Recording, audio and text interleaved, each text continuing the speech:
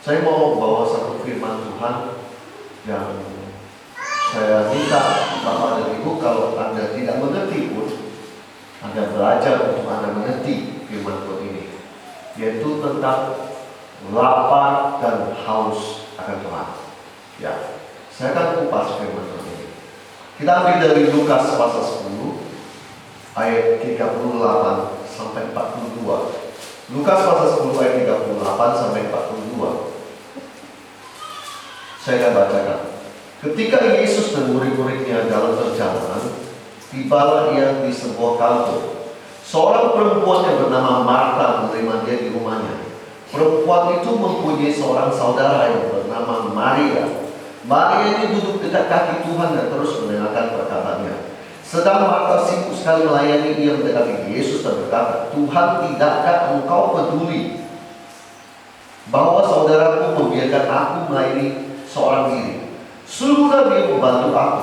Tetapi Tuhan menjawabnya, "Marta, Marta, engkau khawatir dan menyusahkan diri dengan banyak perkara, tetapi hanya satu yang perlu. Maria telah memilih bagian yang terbaik yang tidak akan diambil daripadanya."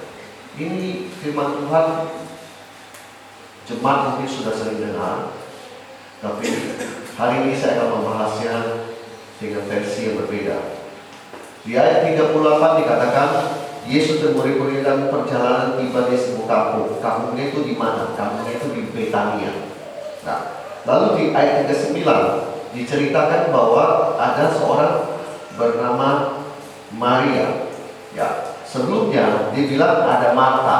Marta itu di ayat 38 itu saudarinya Maria. Nah, dikatakan dua orang ini, yang satu sibuk melayani, yang satu itu duduk dekat kaki Tuhan.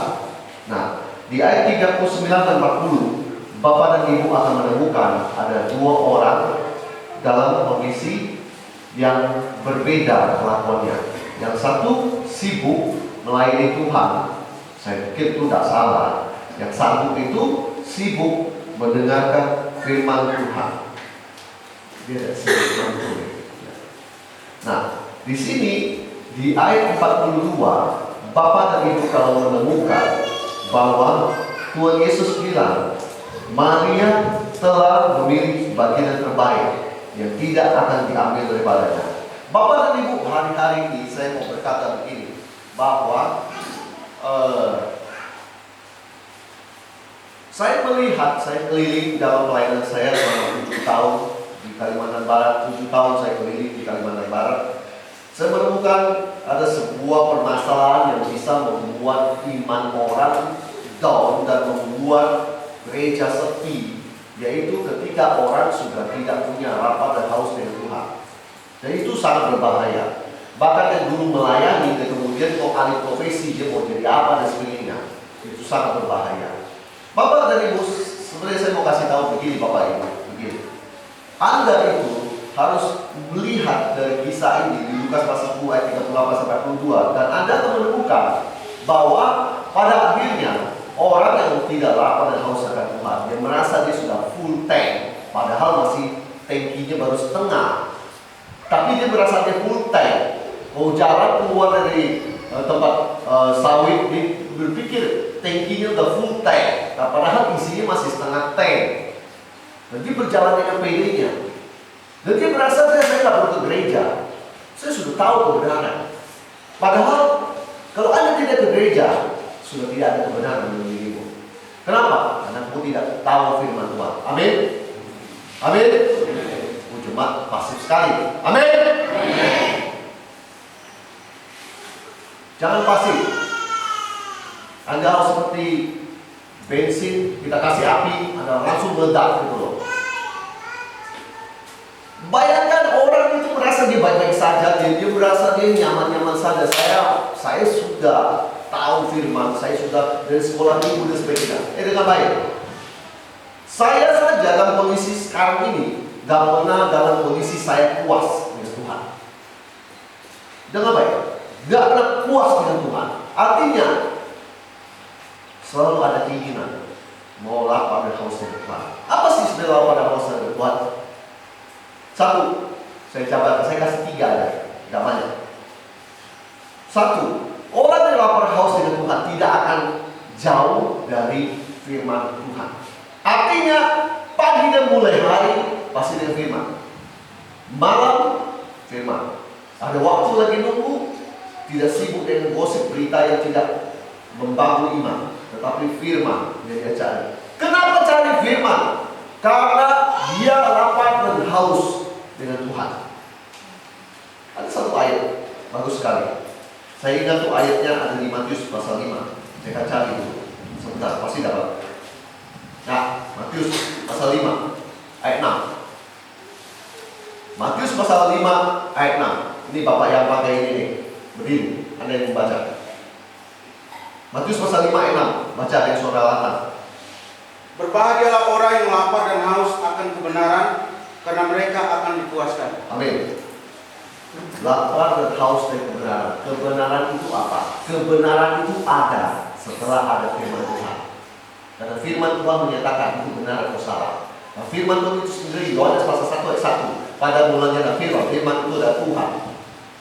Firman Tuhan atau firman dan Tuhan itu sama. Jadi kalau Anda lapar dan haus akan kebenaran, kamu pasti akan dipuaskan. Saya tidak heran ya, kalau orang-orang yang seperti begitu, pasti Tuhan puaskan. Saya kembali lagi ke Lukas pasal 10 ayat 38. Saya mau ngomong begini, Pak Lu. Dia akan jauh dari firman. Dia akan banyak memberikan konsentrasi dia pada firman. Dan dia akan puas dengan firman. Dia selalu akan mengisi hidupnya dengan firman. Setiap kali ada acara KKN, ada acara firman Tuhan, pendeta dari mana sebenarnya, dia selalu akan datang dan berusaha duduk paling depan. Dia nggak akan memilih bangku di belakang. Kenapa? Karena di bangku depan dia berusaha membuka telinganya selebar mungkin supaya dia nyerap semuanya. Orang yang suka duduk bangku di belakang, buat saya itu masa lalu saya dulu merokok, judi, mabuk, sering duduk di paling belakang. Saya nggak suka dengan bangku depan karena menurut saya malu dan saya nggak layak. Saya gimana sebenarnya? Ketika saya tahu firman Tuhan, ini bangku yang selalu saya cari di depan. Bahkan heran waktu saya sebelum saya pelayanan, saya selalu duduk di depan.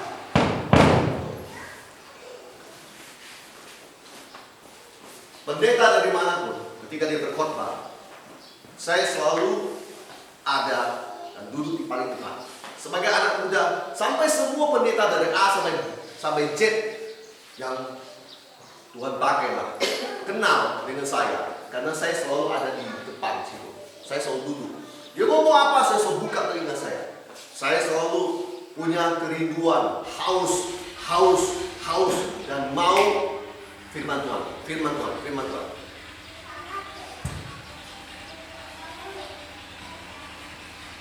Dan selalu mau firman Tuhan. Hidup saya diisi dengan firman Tuhan bertahun-tahun. Yang membuat saya sampai hari ini seperti ini. Nah, orang yang lapar dan haus dengan Tuhan, satu ciri-cirinya dia nggak tahu dari firman. Tadi saya sudah bilang. Jadi hanya karena demi firman, dia akan hadir. Mau hujan, mau apa, tidak peduli, dia akan hadir. Kenapa? Firman Tuhan yang membawa dia datang. Maka nggak perlu orang kasih tahu. Oh, datang ke gereja Pak, dan sebagainya. Saya kalau melihat jemaat yang ada di situ di Kalimantan kayak itu, bisa bilang itu bayi rohani. Sekali suruh, 2 kali suruh, 3 kali nggak usah disuruh lagi. Oh saya begitu, nggak usah disuruh lagi. Surga dan neraka kau yang pilih. Kau yang pilih. Dan berikutnya, ciri-ciri orang yang lapar dan haus dengan Tuhan. Mengejar hadirat Tuhan. Bukan berdiam diri dan pasif. Saya banyak temukan ini di Kalimantan Barat, anak muda yang udah agresif ya. Ketika saya ingat begini, saya waktu seumur suami itu, saya ingat sekali ada satu hamba Tuhan itu dari GBI sekarang. Dulu dia dari Betani. Pertama kali dia membuatkan saya, dia pegang saya di jamaah waktu saya nangis. Sejak itu saya nggak pernah lupa dengan dia. Saya nggak pernah lupa dengan Tuhan hadiratnya lewat dia. Jadi ketika saya dalam sebuah permasalahan di persimpangan jalan di mana pun sebagainya, ketika saya dengar pendeta itu ada jadwal di Tangerang. Tangerang itu jauh dari Jakarta, jauh. Waktu itu butuh naik taksi untuk sana. Wih, saya anak muda yang gila. Saya kejar itu sampai Tangerang. Bayangkan, saya anak muda yang gila. Saya kejar sampai Tangerang. Seusia suang tempat itu. Saya ingin dapat. Jadi saya berharap nanti dia akan memberikan sesuatu buat saya. Saya mengejar hadirat Tuhan. Saya nggak puas. Dan tunggu. Ternyata dia nggak memberikan apa-apa satupun. Padahal kebiasaan dia selalu memberikan apa-apa. Dan dia selalu tunjuk orang. Seperti kayak saya, tunjuk orang nggak kebetulan, kena semua. Pada saat itu dia nggak apa-apa. Jadi dia lagi selesai ujian, kebiasaan pendeta di Jakarta. Nggak ada bawa berkat, dia masih ada di situ bumil. Kebiasaannya sudah nyolong pergi. Nggak ada bawa berkat, masih ada dia di situ. Jangan harap nyolong dan pergi. Kenapa? Kejar pelayanan berikutnya. Sudah menunggu. Di Jakarta begitu. Jam 9, 11, 1 itu sudah schedule, sudah menunggu semua. Di lokasi berbeda biasanya. Jadi ketika mata saya melek, gitu kan, dia lagi doa saudara, itu kan ada suara dia lagi. Mata saya melek. Saya lihat, dia lagi jalan, pergi. Saya kejar, dia sampai ke belakang. Saya stopin dia. Seperti anak muda umumnya saya panggil, Om, saya datang ke sini jauh. Saya bayar harga. Saya menunggu jawaban Tuhan lewat Om. Doa. Silakan mendoakan. Dia lepaskan sesuatu pada saya, dan saya mau kasih tahu, saya sudah membayar mahal harga untuk biaya transportasi ke Tangerang. Tetapi itu tidak sebanding dengan hadirat Tuhan yang saya dapat, dan pesan Tuhan yang saya dapat, dan nubuatan yang saya dapat dari dia. Pastinya dari Tuhan. Saya nggak merasa rugi, nggak rugi saya. Saya berbicara hadirat Tuhan ketika setiap kali saya tahu itu pendeta belum pakai. Berbeda dengan gembala guru. Dia punya karunia rasul, nabi, penginjil. Pokoknya sesuatu menyangkut hadirat Tuhan. Saya merasa sih butuh ya. Saya nggak bisa berdiam diri dan pasif dan menunggu Tuhan tiba-tiba bang kasih di depan pintu saya tanpa saya berbuat apapun. Jadi saya tipikal orang. Kalau dalam kesebelasan sepak bola, saya penyerang. Saya selalu akan mencari bola dan sebagainya. Saya nggak mau nunggu. Ketika saya tahu ada pendeta yang mana sebagainya, dia datang lagi ke Indonesia. Pendeta ini karunia nabi, orang Afrika. Wah, dia membuat supaya 7 orang sana semua yang ditunjuk itu benar. Saya ada di situ. Saya duduk di belakang dia, persis. Dengan baik, anak muda seusia Swan, tapi apinya tuh, jangan kau main-main. Kau dekat saya bisa terbakar. Saya berapi-api. Saya sedang mencari apa yang Tuhan mau atas hidup saya. Jadi dia duduk di situ, saya duduk di belakang dia. Saya sudah siapkan sesuatu dari rumah, yaitu uang yang saya miliki. Dan saya siap berikan dan tabur ini uang berbicara. Saya cuma tinggal 100-200 ribu setelah saya beri buat dia. Saya gila, benar saya gila. Kalau buat Tuhan saya gila. Jadi setelah dia selesai ibadah semua pada pulang apa, ada yang salaman, ada yang kasih dia hadiah, bingkisan, encik-encik kasih dia bingkisan dan sebagainya, itu nabi itu. Lalu saya ada di situ. Dia bilang, pastor, saya panggil dia pastor. Saya kasih dia segepok uang. Lalu dia bilang, God bless you ini. Saya nggak puas. Tahu apa yang saya minta dari dia? Pastor, please bless me. Yang maksud saya, berkati saya bukan uang, tetapi kasih saya setidaknya nubuatan atau apapun yang mengubah hidup saya. Saya cuma butuh itu. Saya tahu mana benda mati, yang benar-benar benda mati, mana kuasa yang bisa mengubahkan yang tidak ada dari Allah. Saya tahu, saya bukan anak muda yang bodoh. Makanya saya tahu. Saya bilang, pastor bless me. Dia langsung tumpang tangan. Saya seperti spon. Anda tahu spon cuci piring? Diletakkan di situ, dia siram air, saya serap semuanya. Saya ambil itu semua. Milik saya dalam nama Yesus. Saya terima Tuhan. Terima kasih Tuhan Yesus. Terima kasih. Hari-hari ini saya agak prihatin. Kita buat kegerakan di sini, anak mudanya pasif, nggak ada yang ikut. Kita buat kegerakan di sini, anak mudanya pasif, nggak ada yang ikut. Lalu saya bertanya, apakah mereka sudah tua? Cuma tinggal Hendrik Beverty yang usia 45 tahun masih berkobar-kobar. Yang ketiga, apa itu lapar dan haus akan Tuhan? Lapar dan haus akan Tuhan, kamu selalu dalam kondisi kamu merasa aku butuh dan tak pernah ada puas dan tidak ada limit kamu puas. Tidak ada sebuah batas kamu merasa puas. Lapar dan haus akan Tuhan, kamu akan selalu berkata, kamu katakan kepada Tuhan dan di hadirat kamu akan selalu bilang, Tuhan aku butuh engkau. Mari baru ngomong. Enggak, ngomong lagi. Baru tadi malam ngomong, besok pagi ngomong lagi.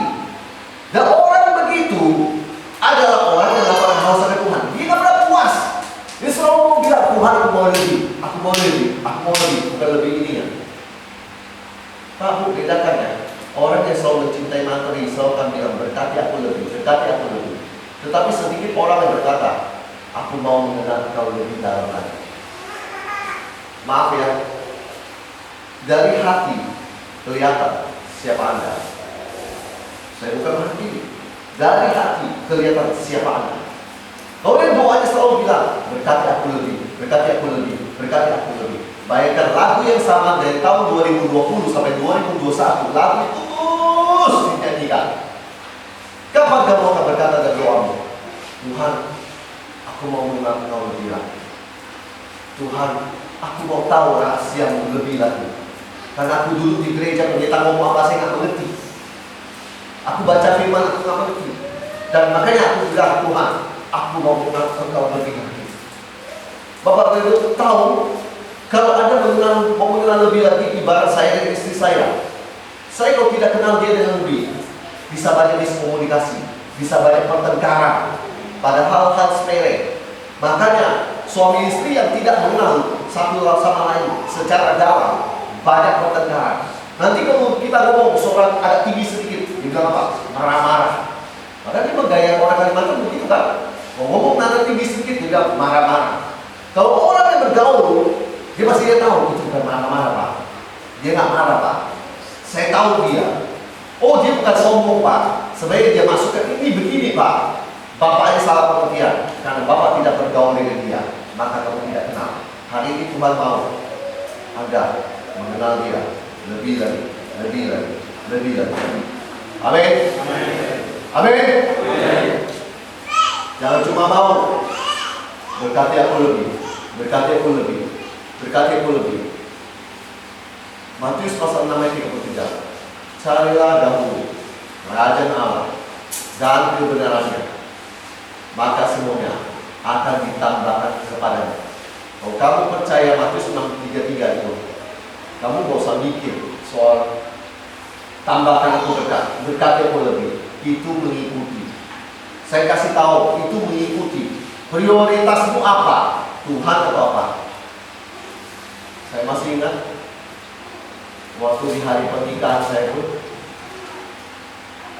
saya menikahnya di Jakarta.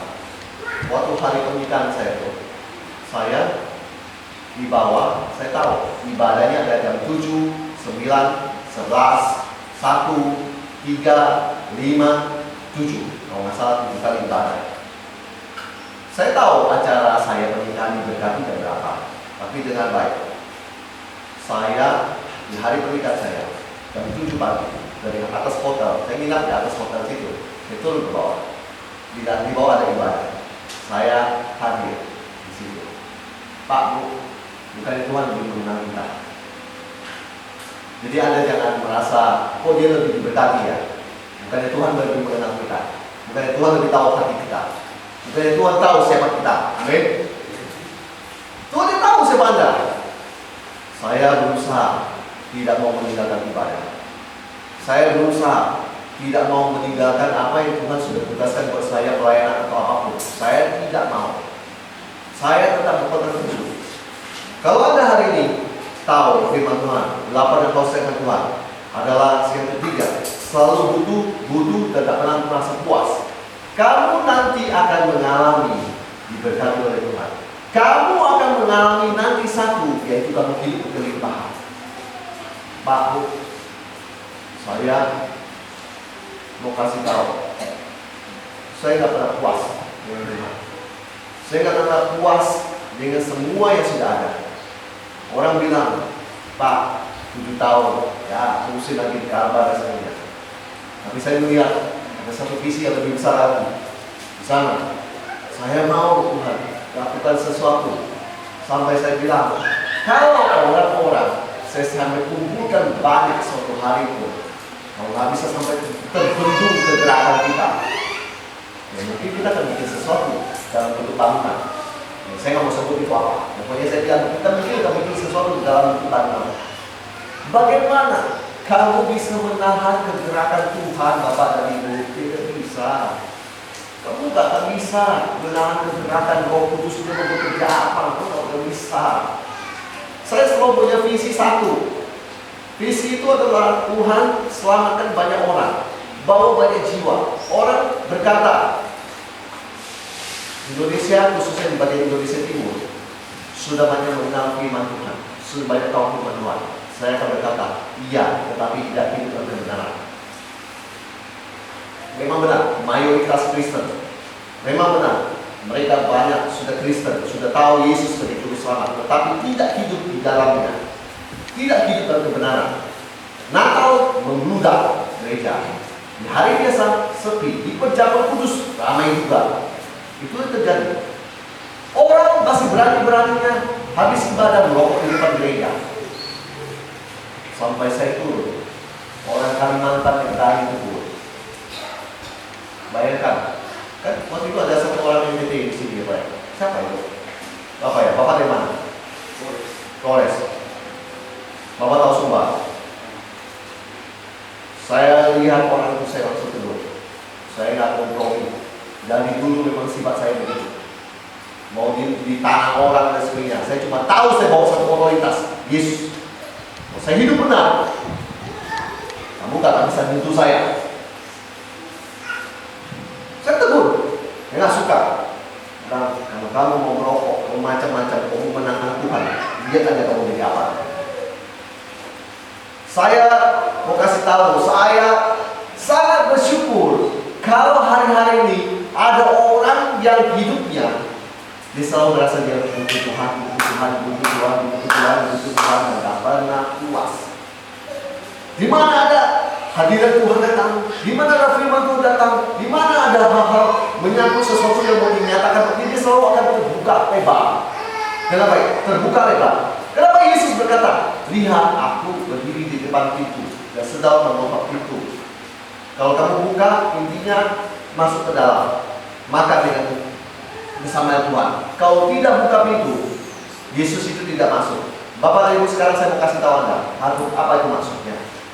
Banyak orang dengan firman, Roh Kudus satu itu mencoba menggerakkan hatinya, tapi dia tahan, dia pintunya dia tutup.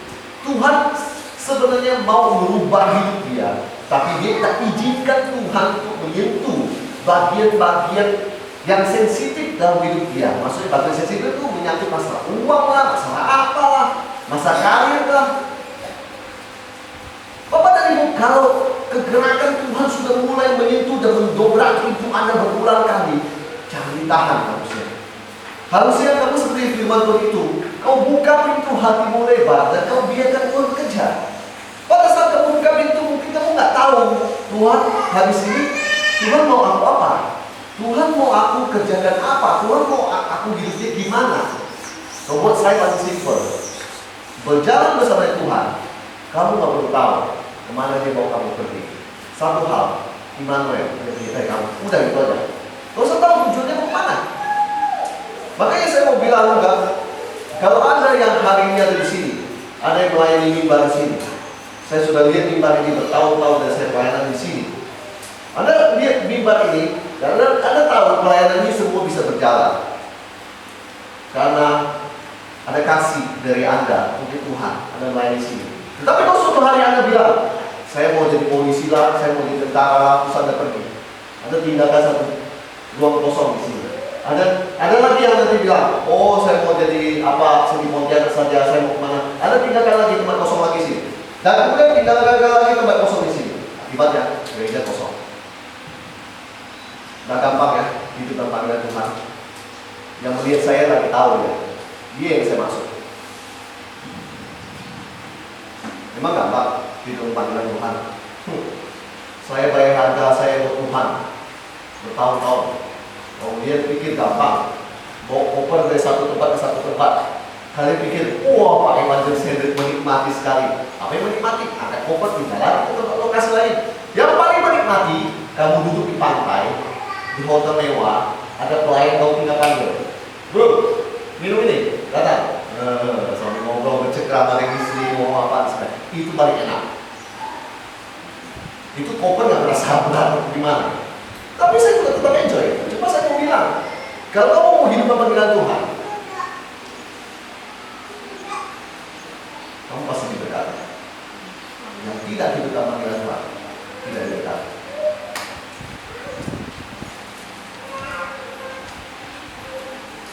Berani Bapak ngomong itu memang berani. Berani kamu bilang kalau aku mau hidup panggilan Tuhan. Tuhan membawa kita ke sebuah daerah. Tuhan membawa kamu pelayanan di sini. Tuhan membawa kamu kemana pun di sini. Kamu hidup dalam panggilan Tuhan. Kamu stay di situ. Pak, tidak ada papanya dan sebagainya. Gini. Saya pernah muda. Saya pernah usia 20-an. Semangat saya sampai hari ini 45, tidak pernah berubah. Tadi malam pulang jam lebih jam 12. Nyetir sendiri. Besok istri bilang, kamu mesti bangun jam 5. Aduh, apa itu ya? Ya sudahlah. Dalam di sini lagi. Nanti habis itu pulang, mana lagi kita udah lupa capeknya. Satu hal, saya cuma tahu kalau Tuhan memakai saya untuk setiap lokasi daerah menyampaikan suara dan kegerakannya, aku sudah memenuhi panggilan Tuhan. Buat saya happy saja. Hidup itu, saya mau kasih tahu, kalau kamu hidup sesuai panggilan Tuhan, itu enak. Tapi kalau kamu hidup tidak sesuai panggilan Tuhan, kamu akan muter-muter saja seperti bangsa Israel. Kamu akan muter-muter saja sampai Tuhan ubah karaktermu dan pemahamanmu. Sampai kamu bilang ada lagu lucu, yes Lord, yes Lord, yes Lord. Lucu tuh lagu, saya pikir apa itu lagu? Cuma yes Lord, yes Lord, yes Lord. Itu tuh artinya dia selalu menjawab panggilan Tuhan. Ya. Nggak gampang. Tapi kalau kamu mau ikut gerakan Tuhan, aliran Tuhan, saya jamin dia percaya kamu akan baik-baik saja. Masa depan Pak, Tuhan pelihara. Keuangan Pak, Tuhan berikan. Tuhan cukupkan. Amin. Saya ulang, itu sudah selesai. Orang yang melakukan hal dengan Tuhan, pertama ada orang tidak jauh dari Tuhan. Dia tidak jauh dari firman. Dia selalu akan mencari firman. Dia selalu akan puas yang firman-firman yang dia sudah dapat. Karena terus cari dan dia gali. Sampai hatinya dipuaskan. Kedua, orang lapar haus dengan Tuhan. Ada orang yang membicarakan dengan Tuhan. Tidak heran, orang itu selalu ada kegerakan di mana, di sana, kegerakan di sini.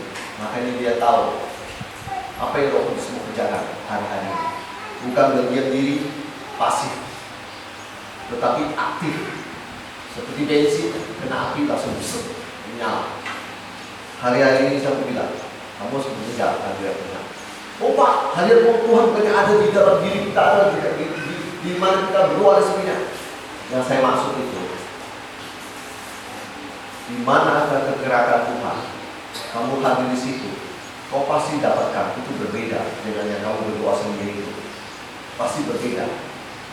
Kamu butuh sesuatu yang lain lewat anggota tubuh Kristus yang lain. Kan ada 5 jawatan: gembala, nabi, rasul, penginjil, guru. Bertahun-tahun, kalau gembala yang cuma pegang mimbar itu, gak ada penginjil masuk, gak ada nabi masuk, gak ada yang udah sebelum masuk, mana gereja mau maju? Gereja kalau maju, ada 5 jawatan itu masuk ke dalamnya, dan mulai membiarkan kegerakan Roh Kudus terus bekerja dan sebagainya. Saya masih ingat ada satu pendeta, satu gereja, saya khotbah di situ. Maaf ya, hari ini ada perjamuan kudus ya. Oke. Dia waktu itu saya tahu dia ada perjamuan kudus karena di tanggal awal. Jadi saya minta pelayanan ke dia kasih juga. Biasanya kan dipegang oleh gembala. Jadi saya nggak tahu dia dikasih buat saya. Terus ketika saya memperbatas sebuah firman yang memang saya sudah persiapkan karena saya berdoa, itu gembala tiba-tiba saya melihat dia nggak puas dengan apa yang sudah ada. Dia masih menanti kegerakan Roh Kudus terus. Apa yang terjadi?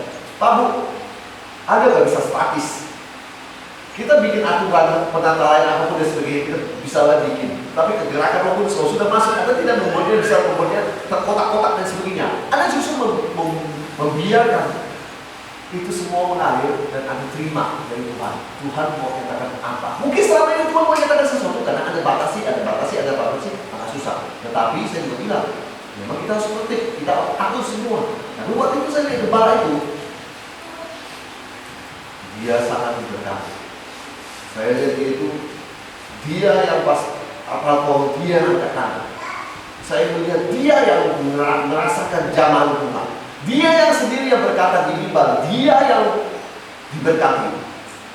Jadi saya tahu ini gembala, dia itu sensitif dan roh, dia tahu mana Tuhan sedang menyatakan, mana tidak. Yang ketiga, Anda kalau laporan haus dengan Tuhan, Anda selalu dalam posisi Anda butuh dan butuh. Anda tidak akan pernah merasa puas, jadi tidak ada batas, tidak ada limit.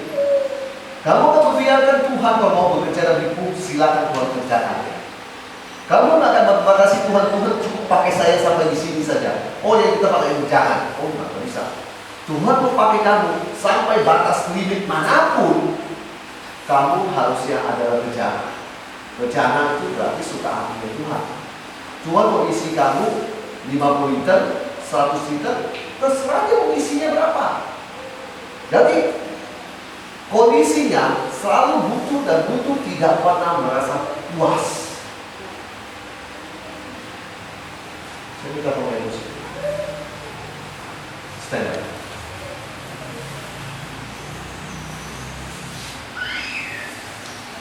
Kalau Anda paham dengan apa yang saya maksudkan ini,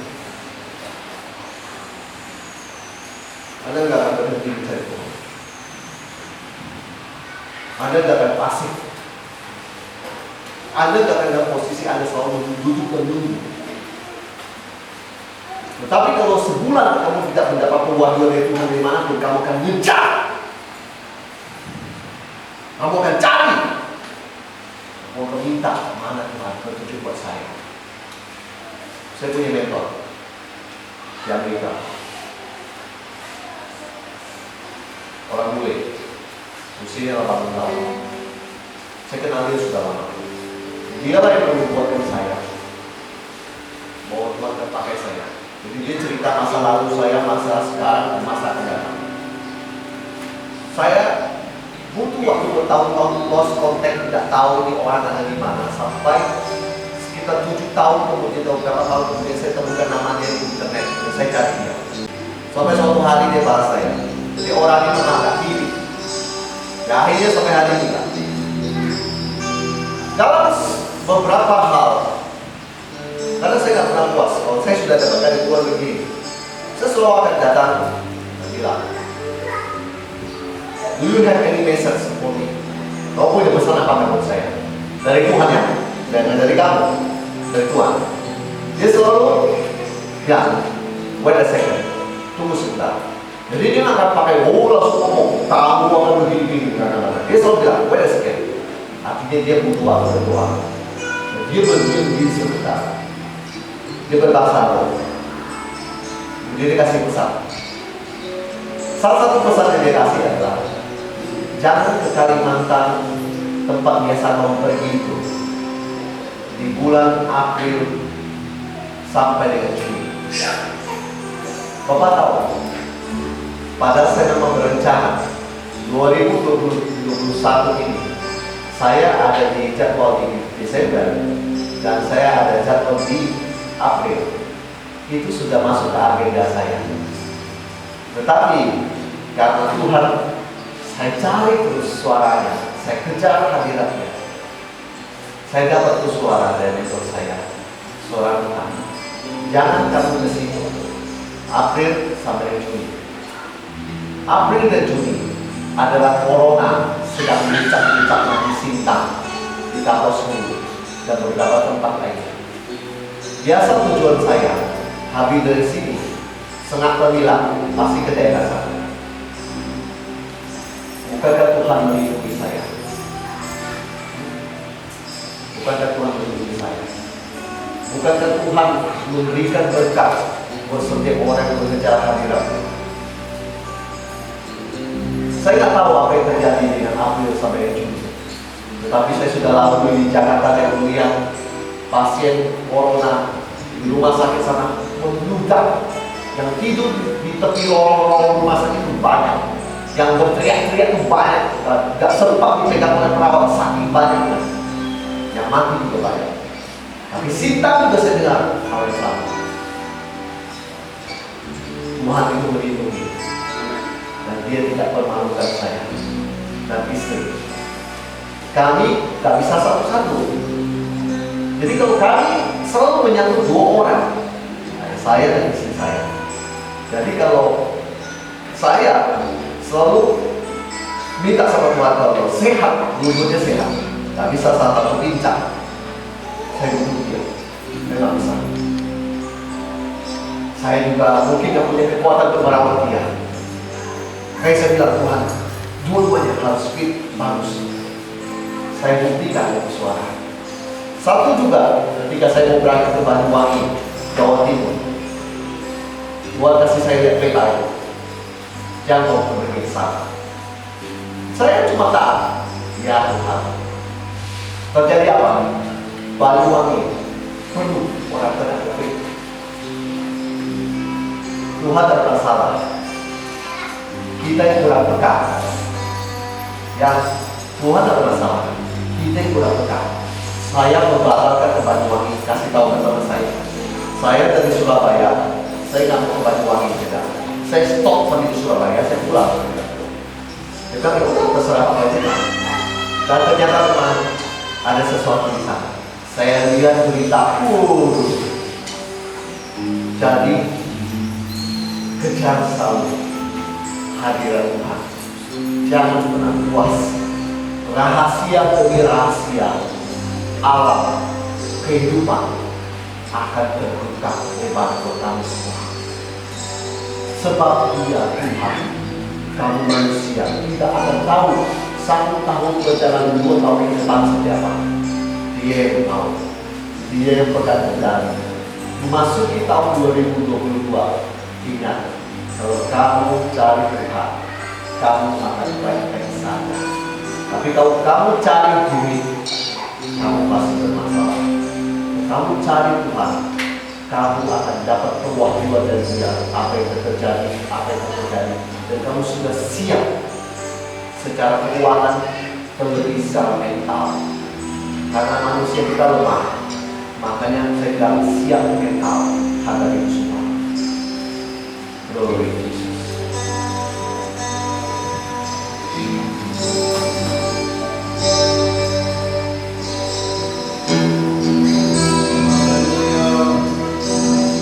Di nama kata yang